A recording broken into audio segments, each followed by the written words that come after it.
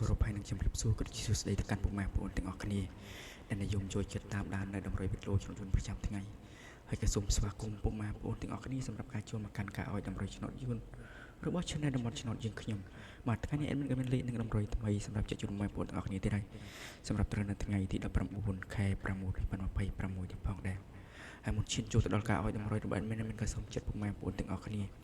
ចុច like និងសញ្ញាជាវនិងចុចរូបកណ្ដឹងនៅក្រោមតម្រុយរបស់ admin ម្នាក់មួយផងដើម្បីមានភាពងាយស្រួលសម្រាប់ការតាមដាននៅតម្រុយរបស់ admin ជាប្រចាំថ្ងៃហើយក៏ដូចជាជួយផ្ដល់កម្លាំងចិត្ត admin ស្វែងរកលេខនិងធ្វើតម្រុយសម្រាប់ចែកជូនបងប្អូនទាំងអស់គ្នាទស្សនានៅ YouTube សងសំណាងលេខចឹងក៏មកពុកម៉ែបងប្អូនទាំងអស់គ្នារងចាំខាតពេលវេលាយូរចូលទៅកាន់សម្រាប់ត្រីថ្ងៃនេះបាទ admin បាទសម្រាប់ត្រីថ្ងៃនេះ admin ចែកជូនបងប្អូនទាំងអស់គ្នាមានដូចជាខ្ទង់អូ2លេខហើយនិង3លេខបាទនិងចំពោះខ្ទង់អូadmin មាន2គ្រាប់សម្រាប់ចែកជូនបងប្អូនទាំងអស់គ្នាមានដូចជា10កូដអូហើយនិង60អូបាទហើយនិងចំពោះ2លេខadmin មាន4គ្រាប់សម្រាប់ចែកជូនបងប្អូនទាំងអស់គ្នាមានដូចជា32 48 56ហើយនិង61បាទហើយនិងចំពោះ3លេខadmin មាន2គ្រាប់សម្រាប់ចែកជូនបងប្អូនទាំងអស់គ្នាមានដូចជា516គុណនិង852គុណបាទឥឡូវតម្រុយបាយមិនសម្រាប់ថ្ងៃនេះក៏បានឈានដល់ទីបញ្ចប់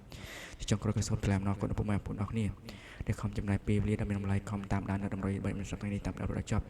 ក៏សូមជូនពរបងប្អូនទាំងអស់គ្នាយកលេខតម្រុយបាយមិន2លេខអូនិង3លេខផ្សងសំណាងលេខក៏សូមមេហើយនឹងចំទាំងអស់គ្នាហើយបងប្អូនទាំងអស់គ្នាចាំជួបគ្នានៅតម្រុយថ្ងៃស្អែកបាយមិនមកទៀតមិនក៏សូមអរគុណហើយនឹងសូមជម្រាបលា